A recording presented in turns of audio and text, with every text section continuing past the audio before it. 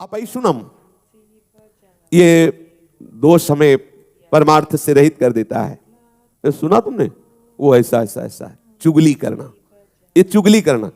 कुछ ऐसे महापुरुष जन हैं कि जिनको बड़ा आनंद आता है, कभी कभी ऐसा अवसर मिला तब लगता है कितनी रुचि से किसी की निंदा की जाती है, कितनी रुचि से बात की जाती है, और बार बार उनको हटा के भगवत वार्ता करो, चुप रहो, सुनो, वो ऐसा उनको इतना सुख मिलता है मानो उनको चक्रवर्ती सम्राट पद पे अभिषेक मिल जाएगा इस बात से। देखो, अपने परमार्थ मार्ग के साधक हैं, अपनी कोई निंदा करे तो उसकी भी हमें निंदा नहीं करनी, उसके द्वारा जो हृदय में जलन होती चुपचाप सह लेना है, पर किसी की निंदा नहीं करना। कोशिश करो किसी और की निंदा आपको सुनने को ना मिले, कोशिश करो आपको अपनी निंदा सुनने को मिले। कोई निंदा कर रहा है तो आप कान को कहो सुनो, क्योंकि अब जलेगा हृदय ना, और जब हृदय जलेगा तो फिर सही हो जाएगा। अगर अपनी निंदा हो रही तो कान में उंगली मत डालना, जरूर सुनना, लेकिन जब किसी की निंदा होने लगे तो कान में उंगली डाल लेना। जब अपनी प्रशंसा होने लगे तो कान में उंगली डाल लेना, जब दूसरे की प्रशंसा हो रही तो उंगली हटा लेना, तो अंदर तुम्हें पता चलेगा कि क्या है तुम्हारी स्थिति। दूसरे की प्रशंसा सुनकर आनंदित होना, यह हमारे साधुता के मार्ग में लाभदायक है। अपनी प्रशंसा सुन करके हृदय में सकुचाहट आ जाना, मैं अधम, ये कैसा, यह है परमार्थ का स्वरूप। अपनी निंदा सुन करके आनंदित होला, देखो प्रभु ये ठीक कह रहे हैं, ऐसा ही मैं हूं। दूसरे की निंदा जब बात हो तो कान में उंगली डाल लो, नहीं नहीं हमें नहीं सुनना।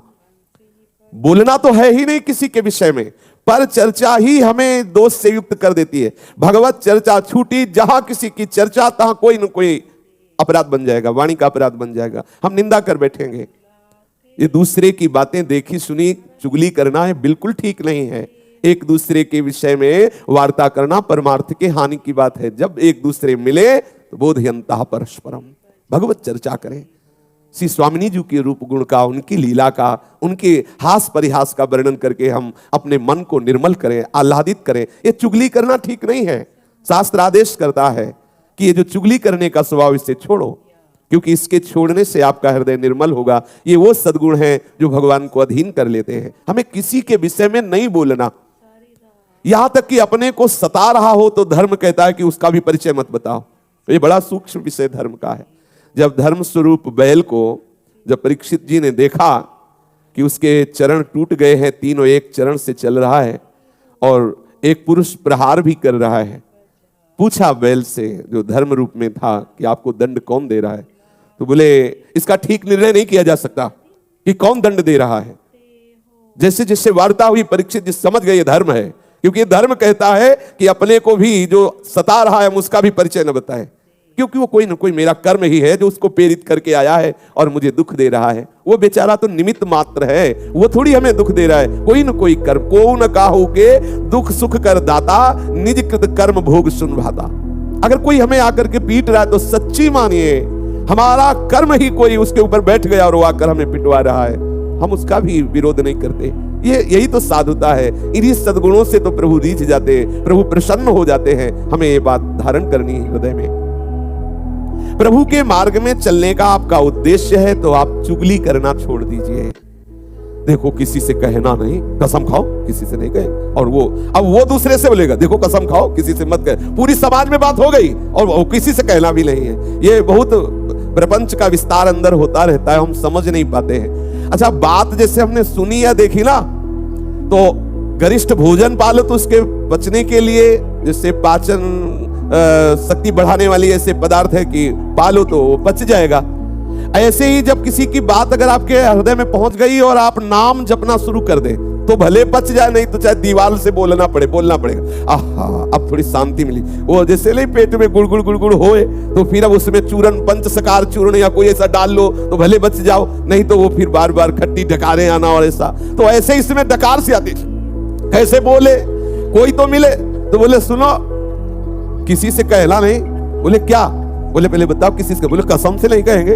अब वो दूसरे से बोले कि ऐसा। ये परमार्थ की विपरीत चेष्टा है।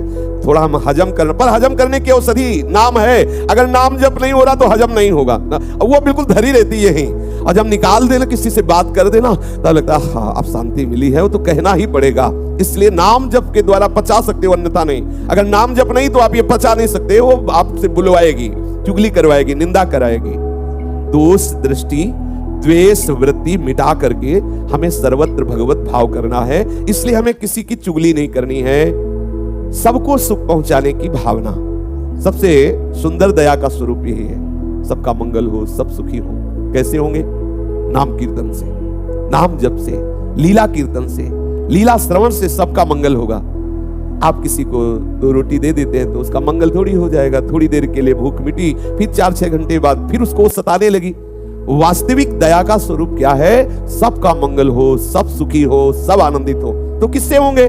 सबका मंगल, सबका सुख, प्रभु का नाम कीर्तन श्रवण करना, प्रभु का नाम कीर्तन गायन करना, प्रभु की लीला कथा श्रवण करना, प्रभु की लीला कथा गायन करना सबसे बढ़िया निरपेक्ष दया है। जब कहीं कोई आपको मिले तो उसको सुख प्रदान करने की भावना से आप भगवत चर्चा कीजिए, भगवान नाम कीर्तन करने की प्रेरणा दीजिए, भगवान नाम जपने की प्रेरणा। ये सबसे बड़ी दया है।